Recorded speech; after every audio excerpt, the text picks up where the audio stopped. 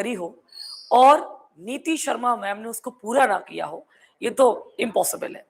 मेरे offline paid batch में जो बच्चे पढ़ते हैं, इवन जो मुझसे ऑनलाइन कनेक्टेड हैं, बहुत डिस्टेंस पर बैठे हुए हैं, सारे बच्चों ने मैसेज भेजकर पर्सनली मेरे से बात करके, मैम हमारे स्कूल में यूनिट टेस्ट स्टार्ट हो गए हैं और फर्स्ट चैप्टर जो है सॉल्यूशन, वो हमारे यूटी में आ रहा है। और मेरा मानना ये होता है, मैं बोर्ड के लेवल पे चलती हूँ, मैं बोर्ड के पैटर्न के अकॉर्डिंग पढ़ाती हूँ, तो मेरा मानना है कि ऑर्गेनिक का वेटेज ज्यादा है मार्क्स वाइज, तो मैं अपना ऑर्गेनिक पहले स्टार्टअप करती हूँ। बट मैं अपने बच्चों को परेशान नहीं देख सकती, उनको पेंडेमिक सिचुएशन में फ्रस्ट्रेट होते हुए, परेशान होते हुए, कहीं से टेस्ट डाउनलोड कर रहे हैं, कहीं से नोट्स डाउनलोड कर रहे हैं, ये मैं नहीं देख सकती हूँ। तो क्योंकि वी आर अ टीचर्स, हम सब टीचर्स का एक ही मोटिव होता है, हमारे बच्चों को सेटिस्फेक्शन देना। Only the child satisfaction are मतलब मेन मोटो। तो उसके लिए आज मैं आपके सामने 30 मिनट्स का, 30 मिनट के अंदर हम पूरा solution chapter content wise, PYQ wise, board question में मोस्ट इंपॉर्टेंट यूनिट टेस्ट में आने वाले न्यूमेरिकल, उनको कवर करेंगे। As well as JEE Mains में अगर सॉल्यूशन का चैप्टर आपको शॉर्ट टाइम पीरियड में रिवाइज करना पड़े, जेई का पेपर देने जा रहे हो और शॉर्ट टाइम पीरियड में अगर तुम्हें रिवीजन करना हो, तो आप इस पीपीटी को यूज करके 30 मिनट्स का वन शॉट यूज करके अपने चैप्टर को आप कवर कर सकते हो। क्लियर? तो लेट्स रीस्टार्ट चैप्टर। देखो, ये स्लाइड मैंने खोली, क्या है स्लाइड के अंदर? इस स्लाइड के अंदर सारे के सारे सॉल्यूशन चैप्टर में जितने भी फॉर्मूलेज हैं, वो सारे मैंने स्लाइड में लगा दिए हैं, आप खुद देख सकते हो। जब स्टार्टअप करते हैं हम ना चैप्टर का, तो हम कॉन्सेंट्रेशन टर्म्स पढ़ाते हैं बच्चों को। What is the meaning of concentration term? अगर नहीं पढ़ा है, वॉल्यूमेट्रिक कैलकुलेशन नहीं पढ़ी है, तुम्हें 11th नहीं आती है, बिल्कुल मेरे ऊपर टेंशन छोड़ दो, तुम्हें नहीं आता मैं ट्रेन करूंगी, तुमने नहीं पढ़ा, I am there to teach you, I am there to train you. So just trust, एक वर्ड होता है ट्रस्ट। अगर आप ट्रस्ट करते हो ना टीचर पे, अपने मेंटोर पे, अपने गाइड पे, तो बेटा बहुत सारी चीजों के सोल्यूशन आपको ऑटोमेटिकली मिल जाते हैं। चैप्टर का तो नाम भी सोल्यूशन है। तो मेरे बच्चे, molarity, molality, mole fraction, normality, ये वो टर्म होते हैं जो क्लास 11th में मोल कॉन्सेप्ट के अंदर हम सीखते हैं। फॉर्मूला बहुत इजी है। अगर मैं बात करूं मोलरिटी की, तो number of moles divide by volume of solution in the litre. Normality की बात करूं, number of gram equivalent divide by volume of solution in the litre. अगर मोलैलिटी की बात करूं, तो number of moles divide by mass of solvent in KG. और अगर मैं मोल फ्रैक्शन की बात करूं, तो बेटा it is a kind of fraction of binary ternary solution in which we put the moles of the whatever solute के निकालने हैं, solvent के निकालने हैं on the top and divide by the total number of moles। उसके चारों के फॉर्मूले आपके सामने दिए हुए हैं। कभी कभी ट्रिकी क्वेश्चन आ जाता है, डेंसिटी के ऊपर क्वेश्चन आता है, percentage mass, mass by mass वो आपको देंगे, डेंसिटी वो आपको देंगे, वो आपको वॉल्यूम नहीं देंगे, बट बिना वॉल्यूम के वो आपसे मोलरिटी भी निकलवाएंगे और नॉर्मलिटी भी निकलवाएंगे। तो आप कैसे निकालोगे? सिंपल फॉर्मूला तो सभी को आता है निकालना, बट इसमें बच्चा फंस जाता है। तो उसके लिए हम क्या करेंगे, हम थोड़ा सा रिवीजन करेंगे। बेटा जी, अगर तुम्हारी मैम कह रही है यहाँ पे 40% NaOH with density is given 0.49 gram percent, अब इसकी मोलरिटी निकालनी है, तो what we have to do? Simple, mass percentage density into 10 divide by molecular mass. Simple, आप ये फॉर्मूला रखो और आंसर निकालो। आप इसको, इसका जो मेन फॉर्मूला है, जैसे what is the main formula of molarity? Weight upon molecular weight divide by volume of solution in litre. आप इससे भी निकाल सकते हो, बहुत बड़ी बात नहीं है। आपको वेट लेना है, 40 ले लिया, मॉलिक्यूलर वेट 40 ले लिया, वॉल्यूम कहां से लाएंगे? तो बेटा मास ऑफ सॉल्यूशन आप 100 मानोगे, तो 100 आपको मिल जाएगा। वॉल्यूम निकालने के लिए मास अपॉन डेंसिटी का यूज कर लेना, आपको यहाँ 100 मिल गया, यहाँ 0.49 मिल गया, यहाँ जो वैल्यू आएगी अब उसको लीटर में कन्वर्ट करोगे आप, क्योंकि डेंसिटी आपको सेंटीमीटर क्यूब में दी हुई है, तो आपको वहां लीटर में रखना है मोलरिटी के फॉर्मूले में। तो जो भी यहाँ से आंसर आएगा उसको लीटर में कन्वर्ट करोगे। अरे भैया, इतना टाइम कहाँ है तुम्हारे पास? इतना टाइम तुम्हारे पास नहीं है, तुमको टाइम मैनेजमेंट करना सिखाना है मेरे को, और यही होता है स्मार्ट वर्क। तो स्मार्ट वर्क में क्या करेंगे, हम यहां पर रखेंगे सीधा 40, हम यहां रखेंगे सीधा 4.9, और नीचे भी क्या रखेंगे 40, 40 से 40 कैंसिल, आंसर आ गया 4.9। कितना इजी है। सेम अगर इसकी मुझे नॉर्मलिटी निकालनी होती तो मास percentage density into 10 divide by equivalent weight लगा देती मैम। कितना रखती मास मैम, मास रखती 40, मैम डेंसिटी रखती 4.9, और इक्विवेलेंट वेट भी मैम क्या रखेगी 40, क्योंकि NaOH के फॉर्मूले में एक हाइड्रोक्सिल डिसोसिएट होगा OH नेगेटिव, तो 40 डिवाइड बाय 1, तो इक्विवेलेंट वेट आएगा 40 ही। दोनों का आंसर सेम ही आने वाला है। अगर आपको निकालना होता है इसमें स्मॉल m मोलैलिटी, तो आप weight upon molecular weight divide by mass of solvent निकालते। ये कैसे निकालते, बेटा वेट कितना दिया मैम 40 दिया, मॉलिक्यूलर मास कितना होता है मैम 40 होता है, मास ऑफ सॉल्वेंट कहां से लाएंगे, दिमाग लगा के, दिमाग लगा के 40%, तो 100 पूरा सोल्यूशन है, 40 माइनस कर दो कितना बचा 60, तो 60 डिवाइड बाय 1000, ये तुम्हारी मोलैलिटी निकल के आ गई। अगर मोल फ्रैक्शन निकालने हैं तो आप क्या निकालो N1 जिसमें 40 डिवाइड बाय 40, N2 जिसमें 60 डिवाइड बाय 18, दोनों सॉल्यूट और सॉल्वेंट दोनों के मोल्स तुम्हें निकाल लेने हैं। दोनों के मोल्स निकालने के बाद क्या करोगे बेटा, अगर आपको N1 का मोल फ्रैक्शन चाहिए तो N1 के मोल ऊपर और टोटल नंबर ऑफ मोल्स नीचे। तो ऊपर हम क्या रखेंगे 1, यहां 1, यहां 60 डिवाइड बाय 18, आपका N1 का आंसर आ जाएगा। जो भी N1 का आंसर आएगा उसको 1 से माइनस कर दो अगर, तो तुरंत विदाउट सॉल्विंग ट्रिक लगा के आपको N2 का आंसर मिल जाएगा। तो आप स्मार्ट वर्क देखिए मैम का, एक ही स्लाइड में चारों प्रॉपर्टी मैंने कवर करी है, capital M, small m, normality as well as mole fraction, सब कुछ कवर किया, न्यूमेरिकल EQ उठाया, 40% NaOH with density 0.49, got it, कोई बड़ी बात नहीं है। बैक टू द फॉर्मूला, तो ये पूरा पार्ट मैम ने आपको समझाया, कंसंट्रेशन टर्म सॉल्यूशन के अंदर मेन।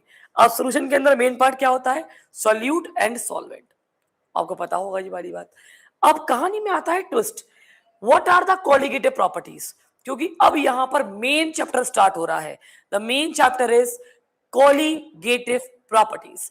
अब ये कोलिगेटिव प्रॉपर्टीज क्या होती है, the properties depends upon number of particles, amount of solute, number of ions, जो कि अमाउंट पर डिपेंड करे, जो पार्टिकल के नंबर पर डिपेंड करे, उसको हम कोलिगेटिव प्रॉपर्टीज कहते हैं। बस अगर प्रॉपर्टीज बढ़ेंगी, अगर आपने अमाउंट ऑफ सॉल्यूट बढ़ाओगे आप, तो 4 कोलिगेटिव प्रॉपर्टी है आपके जीवन में।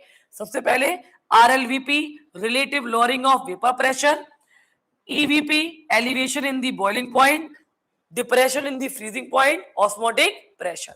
ये 4 कोलिगेटिव प्रॉपर्टी आपको पढ़नी है। जो आपकी RLVP है, इसको बोलते हैं रिलेटिव लॉरिंग ऑफ VP। इसका मतलब समझा दे रही हूं बच्चे पार्टी। मान लो ये कंटेनर है, इस कंटेनर के अंदर तुमने वाटर डाला हुआ था, अब इसे गर्म करोगे तो बेटा इसकी वेपर्स बनेंगी, और अगर ये क्लोज कंटेनर है तो ये जो वेपर्स है ये प्रेशर लगाएंगी ऊपर की तरफ।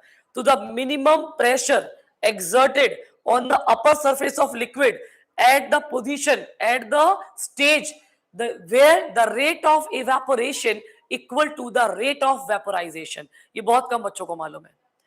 जब रेट ऑफ वेपोराइजेशन के इक्वलाइज हो जाता है, उस कंडीशन में VP बनता है, वेपर प्रेशर क्रिएट होता है। और इस VP को बनाने के बाद आपको मैं बता दूं, अगर आप इसमें शुगर डाल दो, कोई भी नॉन वोलेटाइल सॉल्यूट डाल दिया आपने, मान लो आपने शुगर डाल दिया इसके अंदर, तो अगर आपने इसके अंदर शुगर डाल दिया तो आपको पता है क्या होगा, जितनी भी भाप बन रही थी वो बैठ जाएगी। अरे चाय बनाई होगी यार तुमने घर में, भगवान ये पानी चढ़ाया होगा, पानी में भाप बनी होगी, तुम चाय पत्ती शुगर डालना भूल गए होगे, जैसे ही चाय पत्ती और शुगर डालोगे भाप बैठ जाएगी। क्यों? नॉन वोलेटाइल सॉल्यूट मिलाने पर वेपर प्रेशर घटता है मेरे बच्चे, और जो घटता है ना, उसी को हम कहते हैं relative lowering of vapour pressure. ये होता है, इसके दो फॉर्मूले होते हैं फॉर, एक होता है वॉलेटाइल लिक्विड के लिए, जिसके लिए total pressure equal to the sum of partial pressure A and sum of partial pressure B. मान लो एक कंटेनर में पानी था, ऐसे ही एक कंटेनर हमने यहां बनाया और इसके अंदर मैंने शुगर की जगह ले लिया है अल्कोहल। ठीक, अब अल्कोहल है तो वोलेटाइल होगा, वोलेटाइल है तो वेपर्स बनेगी, वेपर्स बनेगी तो वीबी भी होगा यार। जब दोनों का वेपर प्रेशर होगा तो अगर दोनों को मर्ज करके हम सोल्यूशन बनाएंगे तो टोटल प्रेशर कैसे निकालोगे? तो तब आपको ये फॉर्मूला लगाना है, पीटी बराबर पी ए प्लस पीबी। तो फॉर्मूला होगा P naught A into X A plus P naught B into X B. P naught A is the VP of methanol, P naught B is the VP of पानी, XA is the mole fraction of methanol, XB is the mole fraction of पानी। और मैंने अभी आपको previous slide में बता दिया है how to calculate mole fraction, ये आप याद रखेंगे। उसके बाद अगर मैं यहां शुगर लेती हूं, नॉन वोलेटाइल सॉल्यूट लेती हूं, तो बेटा फिर तो ये पीए कुछ होगा ही नहीं, जो कुछ होगा पीवी होगा। तब जाके एक फॉर्मूला क्रिएट होगा, वो फॉर्मूला ये वाला है, P naught A minus P upon P naught A equals to X B. What is X B? Mole fraction of non volatile solute. अब ये मोल फ्रैक्शन निकालने के लिए आपको पता है फॉर्मूला कैसे लगाते हैं, मैंने अभी आपको सिखा दिया था। सेम कहानी आती है एलिवेशन में। अब मुझे बताओ, जिसमें तुमने शुगर डाली थी, जिस बीकर में तुमने शुगर डाली थी, तो उसको अगर तुम गर्म करोगे, अकेला पानी गर्म करोगे जल्दी गर्म हो जाएगा मैम, लेकिन चीनी डाल के गर्म करोगे मैम टाइम लगेगा। मैम क्यों लगेगा टाइम? बेटा पानी गर्म कब होता है? मैंने कई बच्चों से पूछा what is the definition of boiling point, मेरे प्यारे बच्चों ने बताया temperature at which the liquid state converted to the vapour state is called boiling point of the solution या of the solvent. That is wrong, that is incomplete. What is the incomplete? What is the complete one? Complete ये होता है at the stage when the atmospheric pressure becomes equal to the vapor pressure of the solution, that particular point water start boiling and the point is known as boiling point। ये आपको याद रखना है। पानी गर्म तब होगा कि उस भगोनी के, ये जो आपका कप है, इसको आप मान लीजिए अपने घर का बर्तन है, इस बर्तन में आपका पानी भरा हुआ है, तो ये पानी गर्म तब होगा जब इसके चारों तरफ का एटमॉस्फेरिक प्रेशर इसके अंदर के सॉल्यूशन के प्रेशर से क्या हो जाएगा? बराबर। तब जाके पानी गर्म होता है, उस पॉइंट को हम कहते हैं boiling point. Automatically no doubt जब चीनी मिला दोगे तो बॉइलिंग पॉइंट बढ़ेगा, और बढ़ने को केमिस्ट्री में एलिवेट कहते हैं, एलिवेशन कहते हैं। तो वहीं से फॉर्मूला निकल के आता है डेल्टा टीवी बराबर केबी इंटू एम। डेल्टा टीवी में न्यूमेरिकल में तुम्हें जो याद रखना है, तुम्हें याद रखना है T S minus T not. ये बहुत कम बच्चे याद रख पाते हैं, क्योंकि टी नॉट होता है बॉइलिंग पॉइंट ऑफ सॉल्वेंट और टी एस होता है बॉइलिंग पॉइंट ऑफ सॉल्यूशन। बेटा बड़ा हुआ किसका निकला?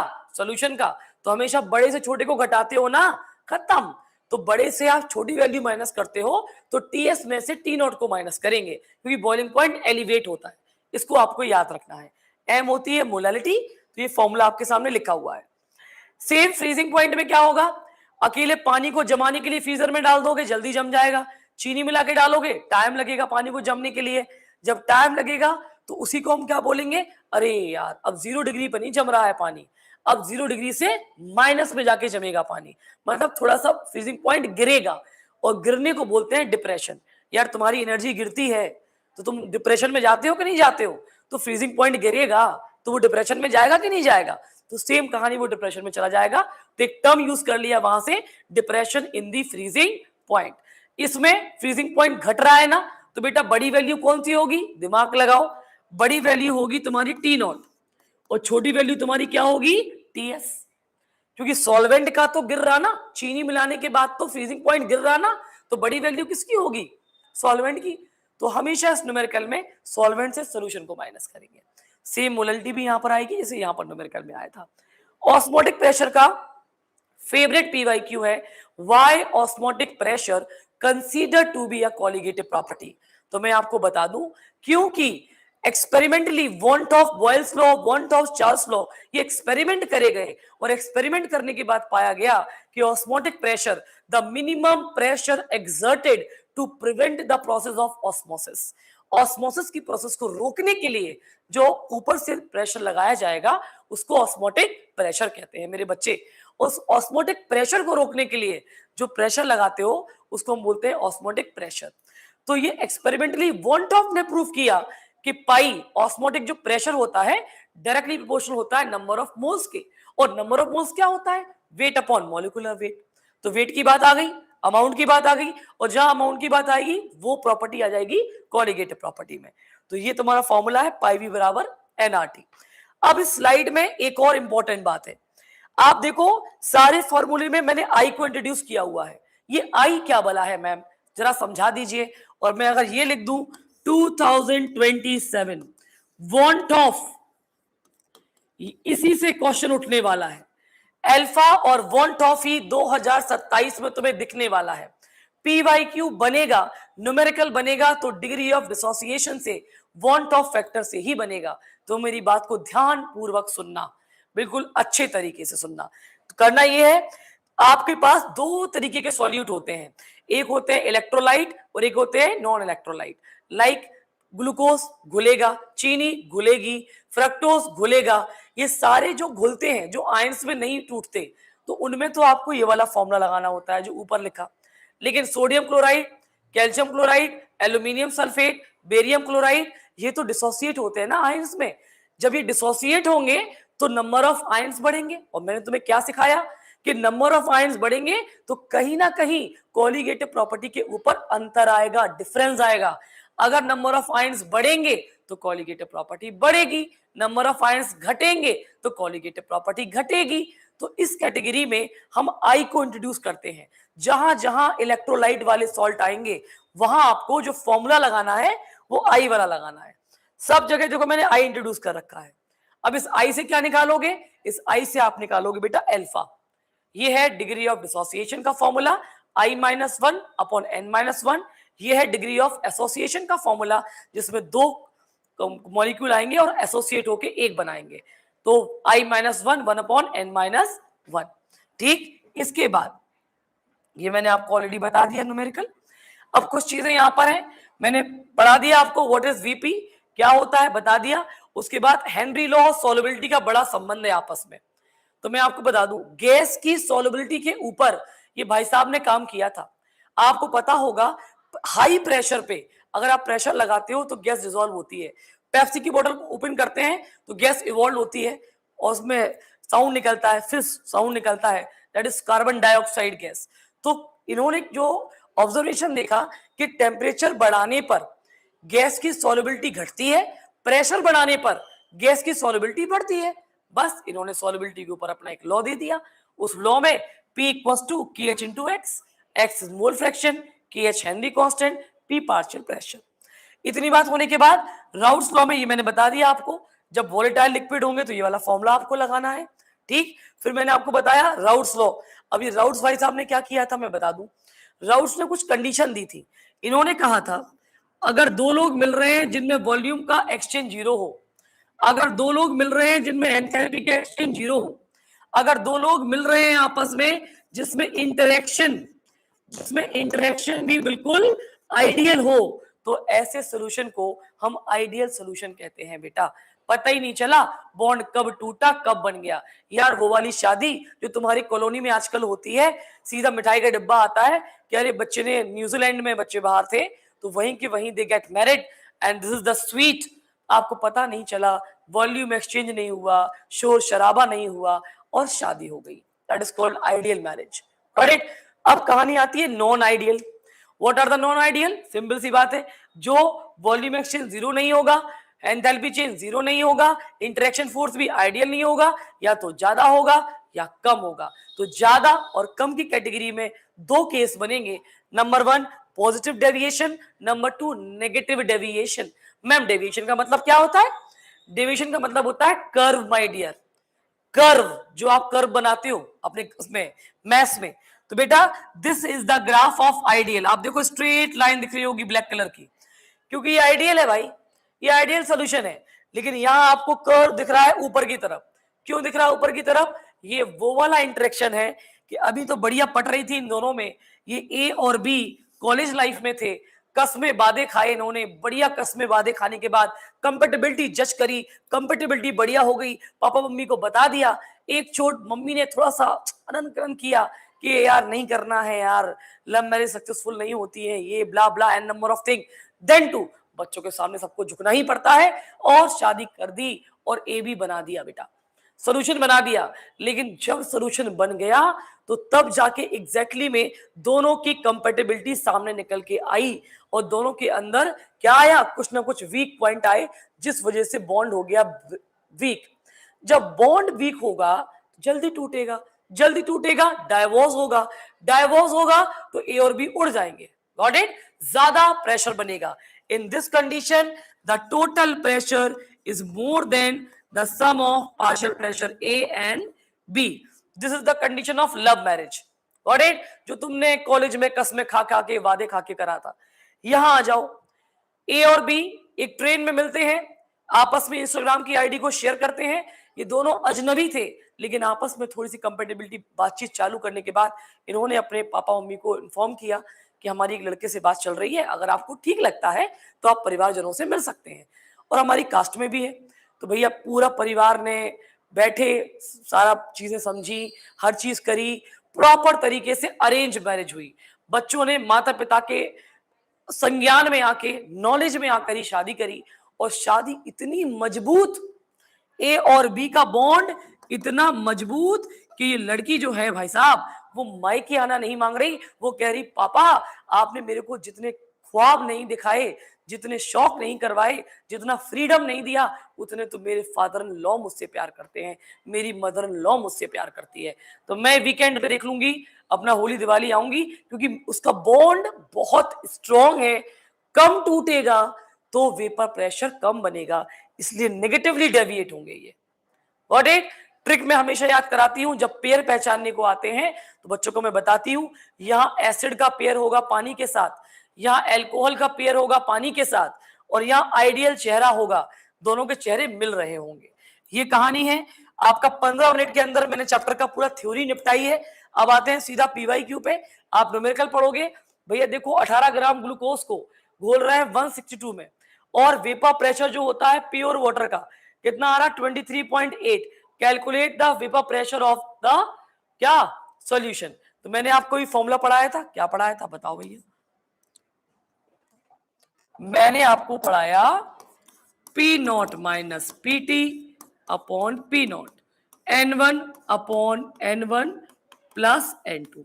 सॉल्व कैसे होगा, क्या निकालना है भैया? Vapour pressure of solution, PT निकालना है, क्योंकि पीटी होता है वेपर प्रेशर ऑफ सॉल्यूशन। ये कितना दिया हुआ है तुम्हें, पकड़ो यहां पर 23.8, 23.8 पीटी आपको निकालना है, 23.8। नंबर ऑफ मोल्स कैसे निकालते हो, weight upon molecular weight. 18 glucose का मास 180, कितने में घुल रहा है बेटा? 162 पानी का मास 18, सीधा पीटी निकालना है। बताओ कितनी बड़ी बात है, पूरा सोल्यूशन भी दिया, आप लगा सकते हो इसको। मैंने अपने तरीके से तुम्हें समझाने की कोशिश करी है कि तुम्हें समझ में आए कि हाँ कैसे सॉल्व करना है। एक और देखो, 2 ग्राम नॉन वोलेटाइल सॉल्यूट डिसॉल्व हो रहा है 100 ग्राम वाटर में, उसके बाद बॉइलिंग पॉइंट का सोल्यूशन हो रहा है 373.52, मतलब एलिवेट हो गया, बॉइलिंग पॉइंट बढ़ गया। इफ द सॉल्यूट लिखा है ना under 50% dissociation, calculate the molar mass of the solute. तो मुझे बताओ, ये फॉर्मूला मैंने आपको पढ़ाया था, अभी आपने पढ़ा है ये पूरा का पूरा फॉर्मूला, कैसे पढ़ा है बताओ? ये वाला चीज देखो पहले आप, मैंने कहा था डेल्टा टीवी बराबर क्या होता, TS minus T naught. TS आपको दिया है, टी नॉट पानी का बॉइलिंग पॉइंट 100 डिग्री सी में कन्वर्ट करोगे तो जोड़ दोगे 273 तो 373 आएगा, ये आ गया तुम्हारा बॉइलिंग पॉइंट का एलिवेशन, डेल्टा टीबी आ गया तुम्हारे पास। डेल्टा टीबी के बाद 50% डिसोसिएशन का मतलब क्या हो गया, 1 प्लस एल्फा, मतलब कितना हो गया 0.5% डिसोसिएट हो रहा है तो 1.5, ये आपकी आई की वैल्यू आ गई, किसकी आ गई, आई की। उसके बाद अब ये फॉर्मूला मैंने आपको पढ़ाया था अभी थोड़ी देर पहले, अगर तुमने पढ़ा हो, स्मॉल डब्ल्यू भी दिया है, कैपिटल डब्ल्यू भी दिया है, मॉलिक्यूलर मास भी दिया है, आई की वैल्यू निकाल ली, डेल्टा टी भी निकाल लिया, बस सीधा निकालना है क्या, कितना बढ़ेगा, मॉलिक्यूलर मास कितना होगा, निकाल लो। इसका एक और ट्रिक बताऊं, सिंपल सा ट्रिक देखो, बहुत बढ़िया। डेल्टा टीबी बराबर आई इंटू छोटा डब्लू इंटू 1000 इंटू के बी डिवाइड बाय बड़ा डब्लू इंटू मॉलिकुलर मास। ऐसे जैसे मैं बोल रही हूं, अगर आपने ऐसे बोल बोल के याद कर लिया ना तो मजा आ जाएगा, तो आपको ये डिफिकल्ट नहीं लगेगा, आपको ये वाला बहुत इजी लगेगा। ठीक, तो डेल्टा टी बराबर आई इंटू छोटा डब्लू इंटू 1000 इंटू के बी डिवाइड बाय बड़ा डब्लू अपॉन मॉलिकुलर मास, सब कुछ दिया है, ये निकालना है, मॉलिकुलर मास निकालना है, बड़े आसानी से निकल जाएगा, कुछ करने की जरूरत नहीं है। 1.8 ग्राम सॉल्यूट को डिसोल्व किया 100 ग्राम में और फ्रीजिंग पॉइंट इतना इतना दिया हुआ है, solute associate to form dimerize, dimerize का मतलब होता है दो, ठीक है। कैलकुलेट द मॉलिकुलर मास, कहानी हो गई खत्म। अब बताओ, यहां पर डाइमराइज दिया है तो आई की वैल्यू 1 माइनस एल्फा करके अपन निकालेंगे तो ये आएगी 0.5। अब आपने आई की वैल्यू निकाल ली, आई की वैल्यू निकालने के बाद सेम फॉर्मूला लगाना है तुमको, सेम फॉर्मूला, कौन सा वाला, मेरे साथ बोलो, डेल्टा टी एफ बराबर आई इंटू छोटा डब्लू इंटू 1000 इंटू के एफ डिवाइड बाय बड़ा डब्लू इंटू मॉलिकुलर मास, ये निकालना है, सारी वैल्यू गिवन है, सारी वैल्यू गिवन है। और ये दो क्वेश्चन जो मैं हमने अभी करवाए हैं, ये बहुत, ये मान के चलो most most and most predicted question है, इनकी प्रैक्टिस कर लेना, जेई में आए हुए क्वेश्चन है ये। The osmotic pressure of solution 300 Kelvin पर 4.92, the solution containing 1.5 gram solute 100 gram ml में बार दिया हुआ है, and solute dissociate into 2 ion, ये भी दे रहा है कि 2 आयन में टूट रहा है, आई की वैल्यू भी दे रहा है, वो 2 आयन बन रहे हैं, फॉर्मूला पाई बराबर आई एन आर टी मैंने पढ़ाया था, तो आई की वैल्यू आपको दी हुई है, एन मतलब मोल्स, मोल मतलब वेट अपॉन मॉलिक्यूलर वेट, दोनों की वैल्यू, मॉलिक्यूलर मास वो मांग रहे हैं, वेट तुम्हें दिया है, आर की वैल्यू क्या रखोगे 0.821, टेम्परेचर ऑलरेडी दिया हुआ है 300, वॉल्यूम दिया हुआ है एमएल में, आप लीटर में कन्वर्ट करोगे 100 डिवाइड बाय 1000 तो 0.1 आ जाएगा, सीधा ये आंसर है तुम्हारे सामने। आइए next, freezing point of depression of the solution containing 4 gram solute in 80 gram of water, 4 ग्राम 80 ग्राम में घुल रहा है, 4 ग्राम 80 ग्राम में घुल रहा है, और दिया हुआ है उसमें कितना 0.93 केल्विन, जो डिप्रेशन गिरा है, फ्रीजिंग पॉइंट जो गिरा है। Calculate the degree of dissociation of the solute, आपको निकालना है डिग्री ऑफ डिसोसिएशन, एल्फा निकालना है भाई, तो एल्फा के लिए पहले आई निकालो, आई के लिए क्या करोगे भाई, आपके पास डेल्टा टी एफ की वैल्यू है, के एफ की वैल्यू है, एम की वैल्यू है, आई की वैल्यू कितनी निकाल दी 0.4, 0.4 निकालने के बाद आपको फॉर्मूला पता था ना, एल्फा बराबर में हमने क्या कराया था, I minus one N minus one, I की वैल्यू रखो, यहाँ पर 2 आयन में टूट रहा है, 2 रखो, एल्फा निकालो, एल्फा आप निकालोगे तो ये 0.6% लगभग आ जाएगा, ठीक है।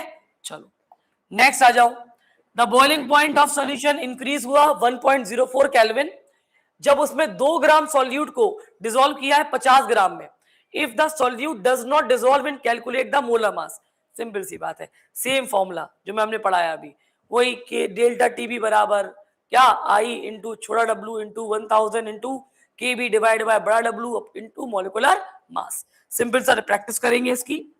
उसके बाद 298 केल्विन पे हेनरी लॉ, हाँ ये पढ़ लो भैया, मैंने अभी आपको हेनरी लॉ का वो पढ़ाया था, हेनरी लॉ का क्या बताया था बताओ, मैंने आपको हेनरी लॉ का एक फॉर्मूला ही पढ़ाया था, पार्शियल प्रेशर बराबर Henry constant into mole fraction, तो यहाँ पर प्रेशर निकालना है, हेनरी कांस्टेंट दिया है, मोल फ्रैक्शन दिए हैं, तो आप प्रेशर नहीं निकाल पाओगे, सिंपल सा क्वेश्चन है, सिंपल सा, हेनरी की एप्लीकेशन बहुत आती है पेपर में। The vapor pressure of pure solvent in 80 mm Hg, a solution show vapor pressure 70 mm Hg, 1 mole of solute is present, calculate the moles of solvent, कैसे निकालोगे भाई, सिंपल सी बात है, आप बताओ क्या, अब क्या था P not minus P T upon P not N1 upon N1 plus N2, तो आप खुद सोचो, हमेशा इस वाले क्वेश्चन में दिमाग लगाया करो, बड़ी वैल्यू होगी काय की, सॉल्वेंट की, बड़ा वेपर प्रेशर किसका होगा, सॉल्वेंट का, छोटा वेपर प्रेशर किसका होगा, सॉल्यूशन का, रट लो आज, बड़ा वीपी सॉल्वेंट का, छोटा वीपी सॉल्यूशन का, बड़ा वीपी सॉल्वेंट का, छोटा वीपी सॉल्यूशन का, बस बड़ा कौन है 80, छोटा वाला 70 और यहाँ भी आ जाएगा 80। यहाँ क्या दिया है 1, कितना दिया है 1, देखा ना 1 mole of solute present the, और यहाँ इसके मोल्स निकालने N2 निकालने हैं, निकाल लोगे, कोई बड़ी बात नहीं है। अब आप आओ, solubility of the gas in water 2 atm is 3 into 10 to the power minus 3, calculate the solubility at 5 atm और हेनरी कांस्टेंट, आराम से निकल जाएगा। solubility डायरेक्टली प्रोपोर्शनल टू होता है किसके, प्रेशर के। ऑटोमेटिकली जितना दबाव बनाओगे उतनी गैस घुलेगी, बहुत बढ़िया है। अब यहाँ पर केस दिया हुआ है, अगर दो गैस यहाँ पर आपने ले ली है तो इस तरीके से आप सॉल्युबिलिटी और प्रेशर को कंपेयर कर सकते हो। जब तुमने कंपेयर किया, तुमने S2 की वैल्यू निकाल ली, जो भी यहाँ सॉल्युबिलिटी की वैल्यू निकली उसे उठा के तुमने यहाँ पोर्ट्रे कर दिया, आपका हेनरी कांस्टेंट निकल आएगा। डन।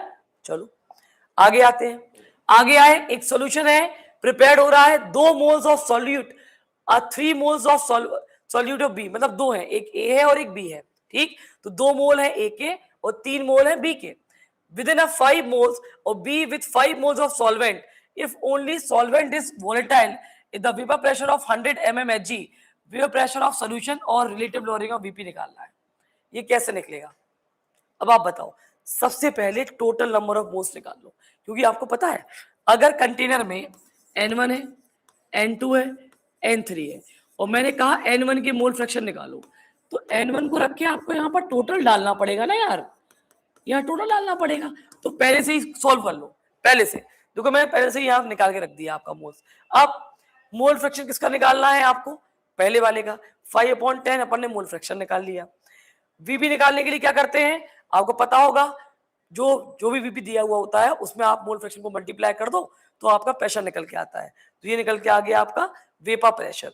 जैसे ही आपका वेपर प्रेशर निकल के आया तो आपको रिलेटिव लोअरिंग वेपर प्रेशर, अभी मैंने याद करवाया, solvent minus solution upon solvent, P not minus PT upon PT कर दो, आपका 0.5 आंसर आ जाएगा। ठीक, चलो आगे बढ़ते हैं। भैया इसमें कुछ चीजें दी हुई है, असर्शन रीजन आए हुए हैं, solubility of gas liquid increase with increasing in pressure, सही बात है, हेनरी ने कहा था, Henry constant increase with increase in temperature, भैया ये गलत है, इसी क्योंकि हेनरी कांस्टेंट इनवर्सली प्रोपोर्शनल होता है तो वो क्या होगा, इंक्रीज नहीं डिक्रीज होगा, तो ए सही है और आपका आर क्या है, रॉन्ग है। Solution of chloroform and acetone show negative deviation from routes law, चलो बात ठीक है। Strong hydrogen bonding exist between chloroform and acetone, बिल्कुल करेक्ट बात है, एसीटोन के अंदर बहुत तगड़ी हाइड्रोजन बॉन्डिंग बन जाती है क्लोरोफॉर्म के साथ, तो ये नेगेटिवली डेविएट होंगे। नेगेटिवली डेविएट मतलब क्योंकि स्ट्रॉन्ग बॉन्ड होगा तो टूटेगा कम, शादी कम टूटेगी, वीपी कम बनेगा तो प्रेशर कम आएगा। दोनों स्टेटमेंट एकदम करेक्ट है। भैया consider the following statement, azeotropic liquid and the vapor have same composition, minimum boiling azeotrope show positive deviation, सही बात है, मिनिमम बॉइलिंग एजिट्रॉप पॉजिटिव वाला देते हैं और मैक्सिमम वाले क्या देते हैं, नेगेटिव वाला देते हैं, ये आपको उल्टा याद रखना होगा, ठीक। और मैक्सिमम बॉइलिंग एजिट्रॉप क्या देते हैं, आपका नेगेटिव वाला देते हैं।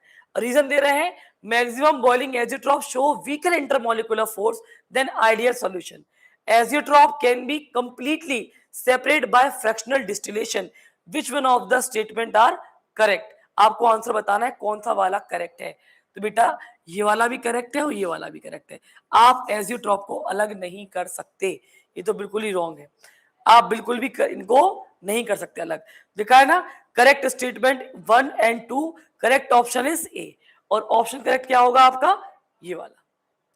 समझ में आ गया, क्योंकि आप इनको फ्रैक्शनल डिस्टिलेशन, ये डिस्टिलेशन, वो डिस्टिलेशन किसी के द्वारा अलग नहीं कर सकते, इतने बढ़िया तरीके से बनता है azeotrope. Why is the vapor pressure of a solution containing non-volatile solute always lower than the vapor pure solvent? Even the solute-solvent interaction are similar. क्यों होता है ऐसा? उसका रीजन है क्योंकि जब वेपर प्रेशर होता है ना नॉन वोलेटाइल सॉल्यूट में, तो ऑटोमेटिकली उनके बीच में एक बॉन्ड बन जाता है ना, लिखा है ना, जब सॉल्यूट को आप डालते हो वीपी गिरता है, जब वीपी गिरता है तो डिक्रीज होते हैं मोल फ्रैक्शन, इसके अंदर सॉल्वेंट के अंदर, और वो जब डिक्रीज होंगे they reduce the number of solvent molecule, that is why in the vapour phase, उस वजह से उसका क्या होता है, फोर्स ऑफ अट्रैक्शन गिर जाता है। आगे बढ़ते हैं भैया why does some solution show positive deviation, कुछ नेगेटिव शो करते हैं। Explain term in the intermolecular force, यार सिंपल सी बात है, जिसका वॉल्यूम एक्सचेंज ज्यादा होगा, मतलब डेल्टा एच ज्यादा होगा, एनर्जी ज्यादा लगेगी, या कहीं ना कहीं आप समझो ना, जो आपका लिखा है ना ए और बी का जो इंटरेक्शन है, द हाई स्केपिंग टेंडेंसी, इनकी ज्यादा टेंडेंसी रहेगी उड़ने की। सिंपल सी बात है, जब दिमाग गर्म होगा, दोनों लड़ते भिड़ते रहेंगे, कमियां निकालते रहेंगे, जल्दी बॉन्ड टूटेगा और जल्दी उड़ेंगे मॉलिक्यूल, तो ये वाली कहानी होगी। और अगर कम होगा तो बंद के रहेंगे। तो इस तरीके से आप इनको अरेंज कर सकते हो, बता सकते हो। उसके बाद भाई why does molarity change with temperature, why molarity remains constant, क्योंकि वॉल्यूम डिपेंडेंट प्रॉपर्टी होती है मोलरिटी। मोलैलिटी में स्मॉल एम में हम डिवाइड बाय मास से करते हैं।